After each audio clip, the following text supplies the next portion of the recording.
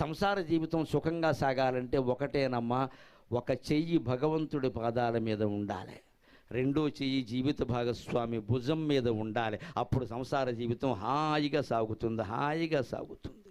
ఈ చెయ్యి వాళ్ళ భుజం మీద ఎందుకంటే వాళ్ళు సంతోషించడానికి, ఈ చెయ్యి కుడి చెయ్యి భగవంతుడి పాదాల మీద ఎందుకంటే వీరు వారు అందరూ నీ దయ వల్లే బతుకుతున్నాం కదయ్యా అని భగవంతుడి పాదాల మీద ఒక చెయ్యి, భార్య లేదా భర్త భుజాల మీద ఒక చెయ్యి వేస్తే ఒక్క సంసారం కాదమ్మా, శ్రీకృష్ణుడు చేసినట్టు 16,000 సంసారాలు చేయొచ్చు. పెద్ద విషయం కాదు ఇక్కడ.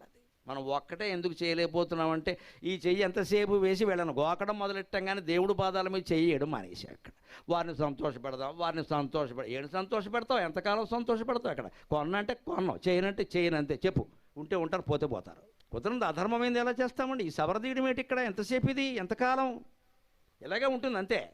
ఇది ఏమైనా శాశ్వతం కావాలంటే ముందు శ్లోకమే సహయోగ